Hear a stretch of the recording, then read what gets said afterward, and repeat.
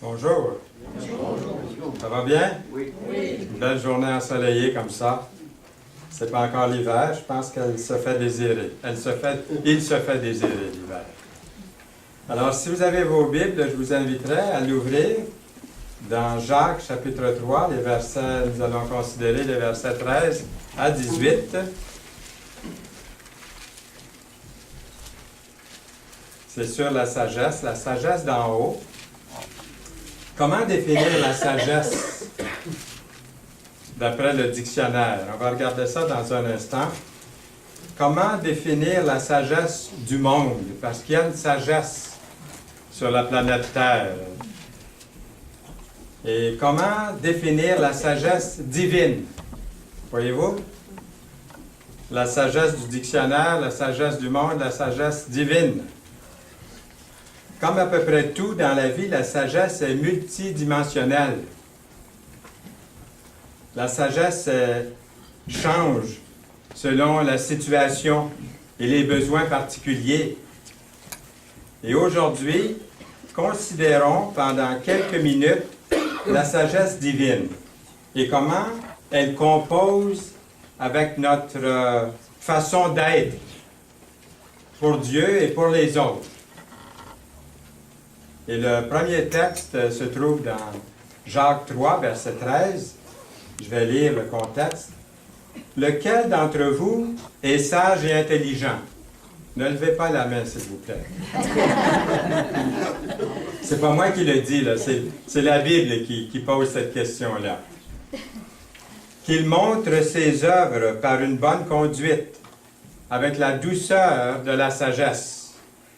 Mais si vous avez dans votre cœur un zèle amer, OK? C'est pas marqué OK, là. Si vous avez un zèle amer et un esprit de dispute, ne vous glorifiez pas. Et ne mentez pas contre la vérité. Cette sagesse n'est point celle qui vient d'en haut, mais elle est terrestre, diabolique, charnelle, diabolique. Car là où il y a un zèle amer et un esprit de dispute, il y a du désordre et toutes sortes de mauvaises actions. Au verset 17, la sagesse d'en haut est premièrement pure, ensuite pacifique, modérée, conciliante, pleine de miséricorde et de bons fruits, exempte de duplicité, d'hypocrisie. Le fruit de la justice est semé dans la paix par ceux qui recherchent la paix. Jacques 3, 17 et 18, les deux derniers versets qu'on vient de lire. La sagesse est un savoir pratique. Et on dit souvent que l'épître de Jacques, c'est pratico-pratique, c'est terre à terre. Je n'avais jamais donné des messages, je pense, dans toute l'épître, à partir du premier verset jusqu'au dernier, dans l'épître de Jacques. Et que de choses il y a dans cette petite épître de Jacques. À quoi bon avoir des connaissances si on ne parvient pas à s'en servir dans la vie de tous les jours? C'est un peu ça le thème de l'épître de Jacques. La sagesse que Dieu donne nous prépare à relever des défis aujourd'hui, cette semaine. De marcher aujourd'hui et cette semaine de marcher d'un même pas avec lui, avec le Seigneur. Il y a sûrement de bonnes choses qu'on a apprises à l'école. Dites pas non, je pense qu'on a appris des bonnes choses à l'école. C'était nécessaire. Notre fils, après une semaine à l'école, quand il était tout jeune, il commençait l'école. Après une semaine, il dit un bon matin, sa mère l'habille, puis le prépare pour l'école. Il dit, je ne vais pas à l'école aujourd'hui. Elle dit, pourquoi? Il dit, je suis assez allé à l'école. Il ne savait pas qu'il y avait encore pas mal de choses à venir. Donc, il y a sûrement des bonnes choses qu'on a apprises là, à l'école, qui nous ont servi dans la vie, qui nous servent encore aujourd'hui. Même si on n'est pas allé longtemps, il y a des choses qu'on a apprises. Et puis, bien sûr, combien de choses apprises aussi à l'extérieur de l'école, à l'extérieur des murs de l'école, nous ont été également tellement vitales. Voici le dictionnaire, ce que le dictionnaire dit de la sagesse. Premièrement, le dictionnaire dit « sagesse non commun féminin ». Bon, mais ça commence bien, féminin. Hein? Ça doit faire plaisir à 50% de l'auditoire. Et puis ensuite, c'est marqué comportement ou caractère réfléchi, sensé, raisonnable de quelqu'un ou de quelque chose. Caractère ou esprit élevé, clairvoyant et serein quant à la vie, qui représente un idéal supérieur d'accomplissement de la perfection humaine. Caractère calme, obéissant et bien élevé d'un enfant. Ensuite, c'est écrit dans le dictionnaire toujours, modération sans audace de quelque chose, la sagesse d'une interprétation, caractère pudique et réservé de quelqu'un ou de quelque chose, en faisant preuve de réflexion, de bon sens ou de discernement, et le synonyme de sagesse, sagement. Alors, à la lumière de notre texte du jour, de Jacques 3, comment bien nous comporter sagement envers Dieu et envers les autres? Premièrement, il y en a quelques points que j'aimerais apporter. Premièrement, je suis sage si je ne compromets pas mon intégrité. Je vois ça ici dans le verset 17. La sagesse d'en haut est premièrement pure. La sagesse divine n'est pas entachée ou impure, contrairement à la sagesse terrestre qui possède souvent des préjugés qui l'empêchent d'être idéale. Comme lorsque nous voulons être sages dans nos relations avec les autres et que nous refusons de changer notre comportement. On voudrait être sage, mais on refuse de changer des choses dans notre vie. Nous refusons de changer juste pour pouvoir peut-être s'intégrer ou être accepté par la plupart des autres, des gens qui nous entourent. Pourquoi tant de gens agissent différemment quand ils veulent s'assimiler à la majorité? Pourquoi vouloir tant donner l'impression d'être ce qu'on n'est pas vraiment? Comment vivre une vie sagement qui nous permettrait d'être la personne que Dieu a créée? Les versets 13 à 18 de Jacques 3 sont tous là, sont tous écrits sur la sagesse. Il y a au moins deux sortes de sagesse. La sagesse terrestre ou mondaine, la sagesse du monde, dont fait partie une bonne proportion chacun de nous. On a acquis une certaine sagesse du monde, l'enseignant dans son style, dans la nouveauté de son contenu. Souvent, c'est des choses qu'on a prises ici et là. Il y a aussi la sagesse du monde qui est terrestre ou mondaine, comme le nouvel âge aujourd'hui, on le voit un peu partout. Ça a tendance à remplacer la Bible, à remplacer l'enseignement de Dieu qu'on retrouve dans les Saintes Écritures. Le nouvel âge. La sagesse de Dieu est au-dessus de tout ça. Et la sagesse du monde, souvent, nie la vérité de la Bible, la véracité de la parole de Dieu. La sagesse du monde tend à utiliser de belles paroles, de beaux mots, de belles phrases, souvent pour épater, pour impressionner. La sagesse divine, céleste, utilise certainement, elle aussi certainement, de bonnes paroles, mais ce sont des paroles basées sur la sagesse des Saintes Écritures, sur la sagesse de Dieu. Sagesse qui produit le fruit d'un esprit paisible et doux, lent à la colère, comme on l'a vu dans les chapitres précédents de Jacques. Deuxièmement, je suis sage si je ne cherche pas par exprès à vous faire mettre en colère. Choquez-vous pas trop aujourd'hui. Au cours de la prédication, peut-être des fois il va y avoir des choses un petit peu choquantes, mais je m'inclus le premier dans ce message. J'ai tellement besoin du message que je vous donne aujourd'hui. C'est pour ça que je l'ai pris, je l'ai donné à la première personne du singulier. Je suis sage si je ne cherche pas par exprès à vous faire mettre en colère. Le fruit de la justice est semé comment? Dans la paix. Et nous avons ici dans la parole le mot pacifique. La sagesse n'arrive pas au hasard, elle recherche plutôt des moyens d'apporter la paix. Ce n'est pas le fruit de la justice à coups de poing et à coups de pied. Vous avez peut-être entendu l'histoire des deux jeunes gens qui étaient en colère. Et puis l'un d'eux dit à l'autre, il est écrit dans la Bible, si vous vous mettez en colère, ne péchez point. Que le soleil ne se couche pas sur votre colère. Et ne donnez pas accès au diable, dans Éphésiens 4, 26. Le jeune homme ajoute ensuite, ce soir je te pardonne, mais tu vas voir demain matin, tu n'as pas fini. Dans Jean 2, Jésus s'est mis en colère. Vous pouvez le lire dans la parole, lorsqu'il a vu les changeurs d'argent dans le temple. Jésus s'est mis en colère pour une bonne raison, pour une bonne cause, lorsqu'il a vu le temple devenir une maison, qui était une maison de prière, devenir un marché public de trafic. Jésus entra dans le temple de Dieu.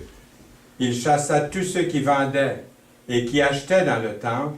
Il renversa les tables des changeurs et les sièges des vendeurs de pigeons. Il devait être assez costaud, le Seigneur, pour faire ça.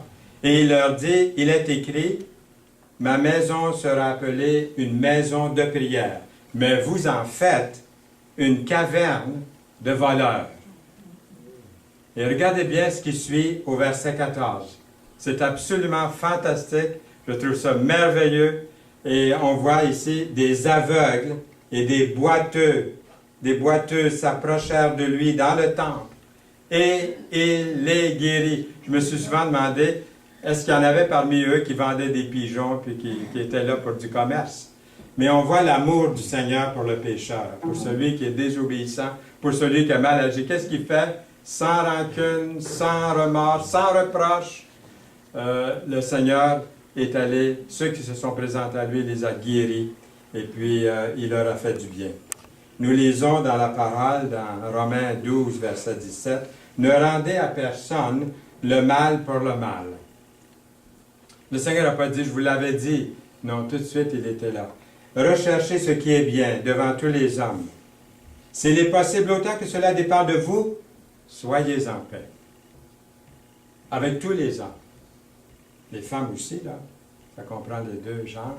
« Ne vous vengez point vous-même, bien-aimés, mais laissez agir la colère, car il est écrit, « À moi la vengeance, à moi la rétribution, dit le Seigneur. » Versets 17 à 19, chapitre 12 de Romains. Vivre en paix avec les autres, en réalité, ça dépend de moi, ça dépend de vous. Ça dépend de chacun de nous. Si vous voulez, prenons quelques secondes, même maintenant, de faire une prière silencieuse au Seigneur, là où vous êtes, pour dire au Seigneur, « Seigneur, ce que je désire, c'est la paix. » Comme je viens de lire dans ce verset-là. S'il est possible, autant que cela dépend de moi, d'être en paix avec tous, de ne pas me venger, de laisser agir la colère. Peut-être qu'on peut simplement dire au Seigneur cette courte prière, tel qu'on est là. Ça sert à quoi donner un message si on n'en reçoit pas quelque chose qu'on peut vraiment mettre tout de suite en pratique. Et troisièmement, je suis sage si je ne minimise pas vos sentiments. La sagesse d'en haut est modérée. Jacques 3, 17. La sagesse prend l'autre personne en considération. La sagesse n'est pas égoïste ou égocentrique. Même si vous dites, quelqu'un vous dit quelque chose dont vous n'êtes pas d'accord, vous ne blesserez pas la personne. Vous allez l'écouter et vous aurez l'occasion de répondre peut-être d'une façon avec douceur, comme la parole nous demande de faire, et d'être ferme dans la vérité de la parole avec la réponse. Mais il y aura quand même cette modération.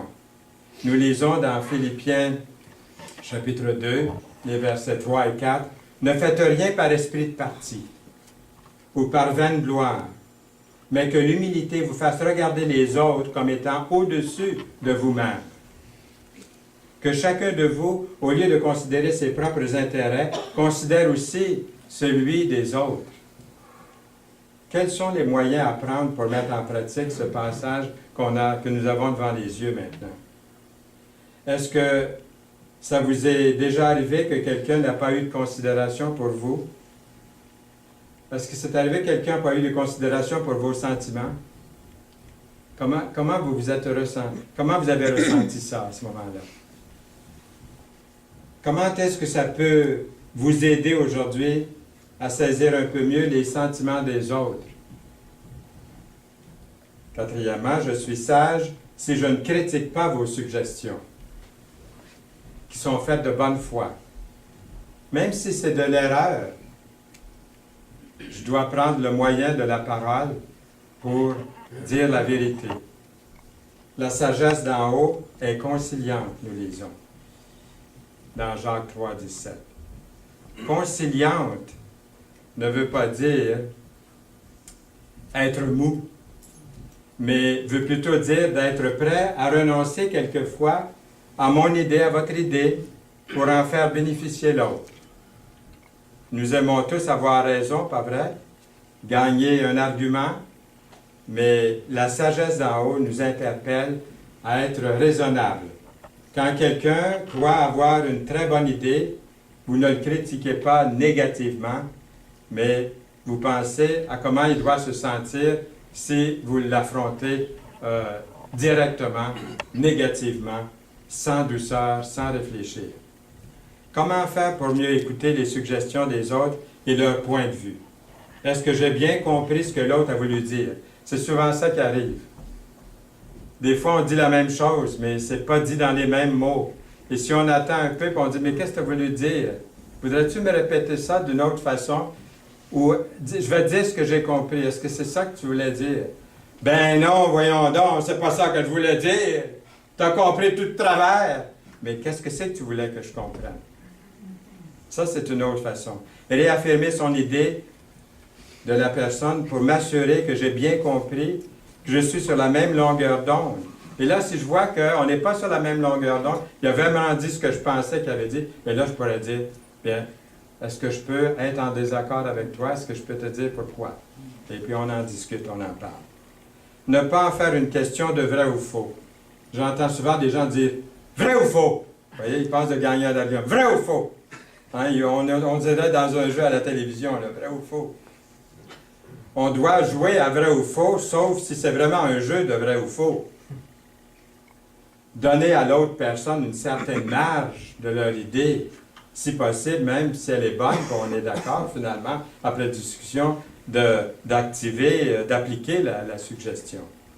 Cinquièmement, et c'est toujours en se basant sur l'Écriture, sur Jacques, c'est tellement terre à terre, comme on a déjà dit, je suis sage si je ne souligne pas vos bévues, vos gaffes, vos maladresses. Est-ce que ça vous arrive d'en faire des fois? Moi, ça m'arrive assez souvent aussi. Et des fois, il y en a qui me le remettent sur le nez ou en pleine face. Hein? Nous lisons, la sagesse d'en haut est pleine de miséricorde. Verset 17. Pleine de miséricorde. Ah! Ce qui donne l'image d'une miséricorde qui déborde sur ceux et celles tout autour de vous. Quand quelqu'un peu diplomate, est-ce que ça arrive ça des fois? Quand quelqu'un peu diplomate vous rappelle une faute que vous avez faite à un certain moment dans le passé et vous la met sur le nez, en pleine face, comment vous vous sentez à ce moment-là? Est-ce que vous aimez ça? Qu'est-ce qu'a fait Dieu avec nos péchés? Qu'est-ce qu'il a fait avec nos fautes, nos erreurs? Il nous les a pardonnées. Est-ce que vous n'aimeriez pas ça que tout le monde en fasse autant pour vous? Vous voyez, ce matin, Yolande n'est pas ici avec nous, et puis je vais lui demander quand même, si elle veut bien, nous lire le prochain verset. Je pardonnerai leurs injustices et je ne me souviendrai plus de leurs péchés.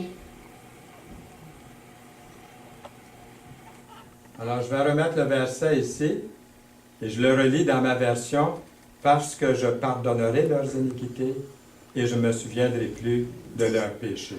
Dans Hébreux 8, 12. C'est ce que le Seigneur a fait pour moi. Est-ce qu'il a fait ça pour vous aussi? Bien sûr. Il s'agit de l'accepter, ce que le Seigneur a fait. Mais on aimerait que d'autres puissent faire la même chose pour nous et nous faire la même chose pour les autres. Comment devenir sage même par les erreurs des autres. Parce que moi, j'en fais des erreurs. Sûrement qu'il y en a ici qui en font des erreurs. Et puis, quand on fait des erreurs, ou on voit les autres faire des erreurs, qu'est-ce qu'on peut apprendre de leurs erreurs? Je pense qu'on peut apprendre même des erreurs des autres. Rappelons-nous que personne n'est parfait.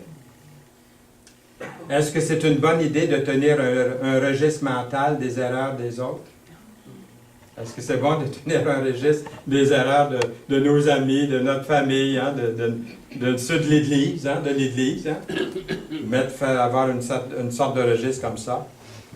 Ne pas toujours rappeler aux autres où ils ont fait fausse route. Pensez au pardon de Dieu. Pense au pardon de Dieu. Pour moi, pour vous. Et partager le même niveau de pardon avec les autres. C'est pas beau, ça? C'est pas merveilleux? Bien que je suis loin d'arriver à ça, mais il faut aspirer à ça, vouloir ça dans notre vie. Sixièmement, je suis sage si je ne dissimule pas mes faiblesses. La sagesse d'en haut est exemple de duplicité. Pourquoi travailler si fort pour seulement bien paraître aux yeux des autres? L'homme sans Dieu, nous dit la Bible, est une créature déchue. Il s'agit de lire le chapitre 3 de Romains pour s'en rendre compte, en tout cas. Et ceci est tristement évident que l'homme sans Dieu est une créature déchue, peu importe où nous regardons. Quel pays, quelle couleur de peau, quelle race, peu importe. Le cœur de l'homme est déchu, le cœur de l'homme sans Dieu. Un vrai chrétien est une nouvelle créature, nous dit la Bible aussi. Mais il est aussi une personne dont la chair est faible. Il est encore dans la chair. Et cette chair ne peut pas résister très très longtemps à la tentation de la chair, selon Romains chapitre 7. De la même bouche, comme on a vu dans des versets précédents, la même bouche peut parfois parler avec la sagesse divine, tandis que dans d'autres occasions, elle parle avec la sagesse humaine. Ceci explique pourquoi l'homme est unique parmi toutes les créatures que Dieu a faites. Nous lisons, c'est pourquoi je me plais, dit l'apôtre Paul, dans les faiblesses, dans les outrages, dans les calamités, dans les persécutions, dans les détresses pour Christ. Car quand je suis faible, dit l'apôtre Paul, quand je suis faible, dans ce qu'il vient de décrire ici, là, c'est alors que je suis fort. À quel moment Paul a-t-il dit qu'il est devenu fort? Dans les détresses pour Christ, quand je suis faible. Comment la faiblesse se transforme-t-elle en force? Il dit, quand je suis faible, c'est alors que je suis fort. C'est vivre une vie authentique, en connaissance de ses forces, de ses faiblesses en tant que chrétien. Ne pas se laisser prendre à essayer d'être parfait seulement pour plaire au monde entier. Qu'est-ce que le monde va dire? Mais d'être vrai, premièrement, envers Dieu, envers le Seigneur. Ne pas seulement sélectionner des amis qui nous disent toujours comme vous êtes bon et parfait, juste, seulement pour être accepté, avec beaucoup de respect, c'est d'avoir beaucoup de respect pour Dieu. Nous lisons dans le psaume 111, verset 10, « La crainte de l'Éternel est le commencement de la sagesse. Tous ceux qui l'observent ont une raison saine. Sa gloire subsiste à jamais. » Quel est le commencement de la sagesse? La crainte de l'Éternel. Psaume 111, verset 10. Il s'agit de mettre sa foi en essai. Nous lisons, si quelqu'un d'entre vous manque de sagesse, qu'il la demande à Dieu, qu'il donne à tous. J'allais dire, sans exception à tous, c'est ce que ça veut dire. Simplement et sans reproche. Et elle lui sera donnée. Il ne dira pas, il commence à être temps que tu me demandes la sagesse. Enfin, tu me demandes la sagesse. Non, à tous, sans reproche. C'est merveilleux. Le contexte de ce verset dit que nous demandons de la sagesse quand le test se présente à nous concernant la sagesse. Souvent, nous demandons d'être délivrés sur le champ. Pourtant, nous apprenons davantage grâce à des décisions sages que par une délivrance instantanée. On vit à l'époque des instantanés. Café instantané, pudding instantané, la liste est longue. Hein? Puis dans la vie chrétienne, on est porté sans vraiment inconsciemment à penser que tout est instantané. Mais souvent, par nos faiblesses, vous avez vu, l'apôtre Paul, par des choses qu'il a, des outrages, des faiblesses, des persécutions dans sa vie, des choses comme ça, il est devenu fort. C'était pas instantané, c'était un processus. Et souvent, on a oublié ça dans notre ère spatiale, si on peut dire. Il s'agit aussi de faire le focus sur Jésus, la mise au point sur le Seigneur. Dans Colossiens 2:2, connaître le mystère de Dieu, savoir Jésus-Christ, c'est ça le mystère de Dieu, savoir Jésus-Christ. Puis tout de suite, il dit ensuite, mystère dans lequel sont cachés tous les trésors de la sagesse et de la connaissance. C'est pas merveilleux, ça, d'avoir invité Jésus-Christ dans votre vie comme Sauveur et Seigneur? C'est ça le mystère de Dieu. Il est en vous. Des décisions prises par le Seigneur Jésus-Christ de son époque ont été considérées comme folie, et encore aujourd'hui comme folie. La croix est une folie pour ceux qui périssent, nous dit la Bible. Comment est-ce qu'on pourrait utiliser la sagesse divine dans notre vie? J'aimerais faire quelques suggestions. Premièrement, en étant sincère au sujet de ma relation avec Dieu. Ensuite, d'être un artisan de paix, d'être attentif aux autres, en étant impartial, en étant plein de miséricorde. Vous voyez, je ne suis pas sorti des Écritures en vous mentionnant ces qualités-là. Vous vous souvenez la dernière fois que votre sagesse divine vous a aidé dans un temps de détresse? La sagesse divine vous a aidé dans quelque chose? Par contre, est-ce qu'il y a eu aussi des fois, au moins une fois, où vous n'avez pas eu tellement de sagesse et que cela vous a placé dans une situation désagréable? Est-ce que vous vous souvenez de ça aussi? Oui, hein? Ça, sûrement qu'il vous arrive de prier pour plus de sagesse divine. C'est une bonne chose. La réponse de Dieu à votre prière pour de la sagesse est quelque chose de vraiment précieux et de formidable. Là, encore une fois, silencieusement, là où nous sommes, vous pouvez prier pour obtenir davantage la sagesse divine, la sagesse de Dieu dans votre vie, dans notre vie. Alors, je fais une révision très, très rapide, sans le mettre à l'écran ici. On a vu que je suis sage si je ne compromets pas mon intégrité. La sagesse en haut est pure. Je suis sage si je ne cherche pas par exprès à vous faire mettre en colère. Le fruit de la justice est semé dans la paix. Je suis sage si je ne minimise pas vos sentiments. La sagesse d'en haut est modérée. Je suis sage si je ne critique pas vos suggestions. La sagesse d'en haut est conciliante. Je suis sage si je ne souligne pas vos bévues. La sagesse d'en haut est pleine de miséricorde. Je suis sage si je ne dissimule pas mes faiblesses. La sagesse d'en haut est exemple de duplicité. Notre bouche trahit souvent le fait que nous sommes pécheurs, dignes de la colère éternelle de Dieu. S'il y avait quelqu'un ici ce matin qui n'a pas encore l'assurance de la vie éternelle, lorsque vous allez mourir, est-ce que vous êtes sûr d'arriver dans la présence du Seigneur et qu'il vous dise « Entre ». Je connais le mot de passe, vous n'avez pas besoin de le dire. Hein, le sang de Christ me purifie de tout péché. C'est le mot de passe, je vous le donne ce matin, ce mot de passe-là, pour entrer dans la présence du Seigneur. Mais souvent, la bouche de ceux qui sont peut-être religieux ou moraux dans leur vie, souvent, le fait qu'ils ne réalisent pas qu'ils sont pécheurs et dignes de la colère éternelle de Dieu.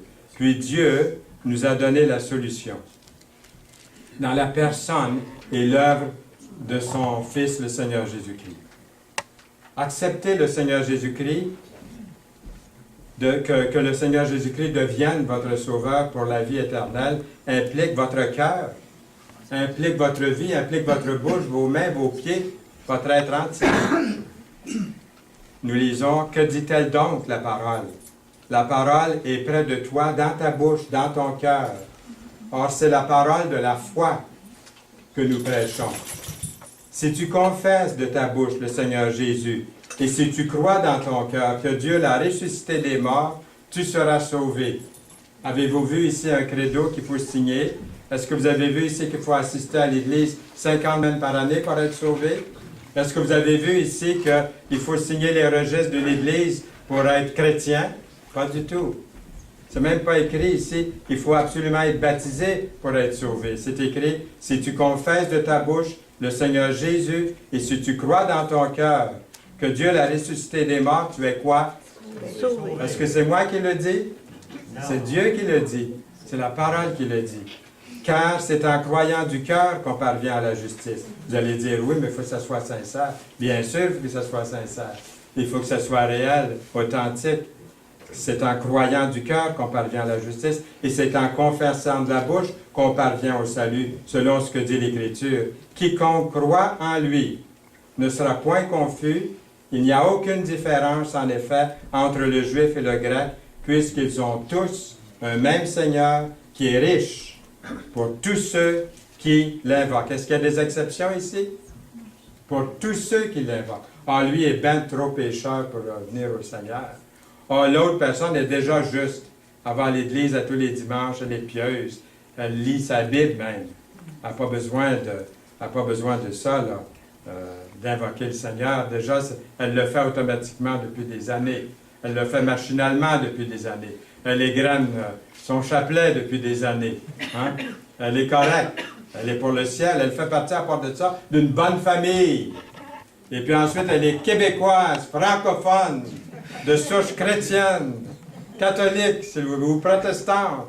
Donc, elle est correcte pour le ciel, celle-là.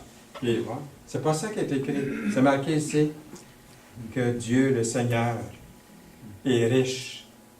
Et que j'aime ça, ce verset-là, moi. J'avais 11 ans quand j'ai accepté le Seigneur. C'est par ces versets-là que j'ai été touché par la parole. Et je suis content qu'elle ne change pas d'année en année, qu'elle ne s'améliore pas selon la sagesse de ce monde.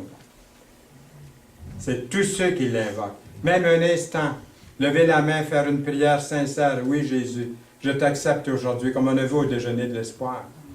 Ce n'est pas à moi de juger ces gens-là. Je crois que s'ils ont fait cette prière-là sincèrement, ils sont sauvés. C'est ce que je crois, moi, parce que je me fie sur ce qui est écrit ici. Ah oui, mais on va voir s'ils vont marcher pour le Seigneur. C'est pas ça que la Bible dit. Le Seigneur connaît, lui, le cœur. Moi, je crois que s'ils l'ont fait sincèrement, qu'ils l'ont invoqué, quiconque invoquera le nom du Seigneur sera sauvé. Est-ce que c'est à moi de mettre en doute? J'ai fait partie, il y a plusieurs années, dans un camp. Imaginez-vous, le soir, il y a des jeunes qui venaient au Seigneur. Il y en a encore aujourd'hui qui sont grands-parents, puis ils viennent me dire, j'ai accepté le Seigneur dans ce camp-là. Le lendemain matin, un des ouvriers dans le camp rencontrait tous les enfants qui avaient accepté le Seigneur le soir, qui avaient levé la main pour, entre guillemets, les désauver. As-tu vraiment accepté Jésus? Tu as levé la main. Ça ne veut pas dire que parce que tu as levé la main que tu es sauvé, là. On va voir aujourd'hui, là, quand tu fais la vaisselle, là, puis quand tu chamailles avec tes jeunes, là, si tu es vraiment sauvé. Il est désauvé à mesure. J'ai été obligé d'aller trouver. Dire, moi, je les sauve le soir. Le Seigneur les sauve le soir. Vous les désauver le lendemain matin. Voulez-vous m'arrêter ça? Continuez votre travail de menuisier, puis laissez-moi faire mon travail d'évangéliste. Est-ce que je suis assez clair ce matin? Est-ce que vous êtes choqués contre moi ce matin? Non? Si oui, bien, on recommence le message depuis le début, mais ce n'est pas nécessaire. Quiconque invoquera le nom du Seigneur sera quoi? Sauvé. Je le crois. Ce n'est pas à moi de juger. S'il continue après, moi, j'ai une responsabilité envers cette personne-là qui a levé la main ou qui a fait quelque chose, ou chacun de nous, ceux qui les ont amenés, par exemple. Je parle d'un déjeuner de l'espoir ou d'une réunion d'évangélisation, que ce soit un film qu'on montre ici un samedi soir. Nous avons une responsabilité de suivre les contacts, de prier pour eux. Nous avons ici le profil, le profil qu'on fait remplir. Ça, c'est une façon de suivre les gens, d'aller les visiter même si on peut. Pas pour dire, as-tu vraiment été sauvé ce soir-là? Mais dire, regarde, qu'est-ce que c'est en levant la main? Qu'est-ce que c'est au fond de raffermir la foi de ce bébé-là? C'est un poupon. On ne donne pas un steak à un enfant qui vient de naître. Il n'y a pas de dents encore. Qu'est-ce qu'on lui donne? Du lait maternel, c'est ce qu'il y a de mieux pour lui. S'il n'y a pas de lait maternel, la meilleure préparation de lait qu'on peut lui donner à ce bébé-là. Êtes-vous d'accord avec ça? Est-ce que je suis trop simple? Non. Je ne veux pas être simpliste, je veux être compris de ce que le Seigneur veut que nous fassions ici. Si vous désirez le pardon gratuit de Dieu, disons qu'il y aurait quelqu'un ici dans cette salle, parce que je ne connais pas le cœur de tout le monde, mais si vous étiez ici ce matin, et si vous désirez le pardon gratuit de Dieu, l'assurance de la vie éternelle, alors je vous invite à faire ce que l'apôtre Paul nous a indiqué de faire. Qu'est-ce qu'il nous a indiqué de faire, l'apôtre Paul? Ouvrez bien les yeux et le cœur, il a dit.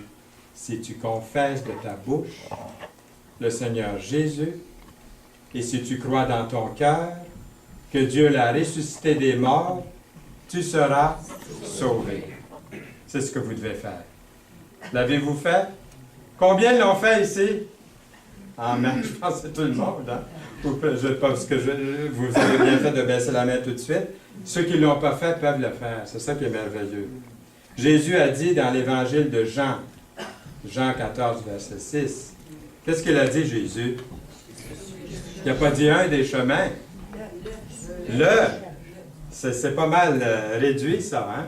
Le chemin. Qu'est-ce qu'il a dit ensuite? La vérité. Ensuite, et la vie. C'est ça que j'ai. C'est ça que j'ai, moi. Vous? Oui. Oui, amen. Et puis, nul ne vient au Père que par moi, dit Jésus. Et c'est grâce à lui seul que nous pouvons être sauvés. Amen. Amen.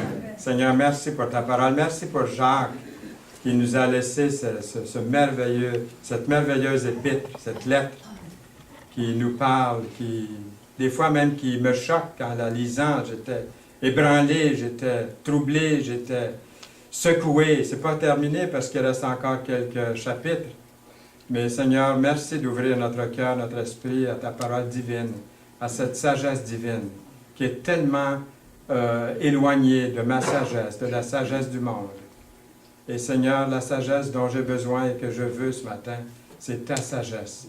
Et je sais que je vais manquer, que je vais échouer quelquefois, plusieurs fois. Mais Seigneur, merci de tes bras qui sont ouverts, de ta main qui est tendue pour chacun de nous ici ce matin. Pour nous relever, pour nous faire du bien, pour nous aider à marcher dans ta volonté pour ta plus grande gloire. Amen. Amen.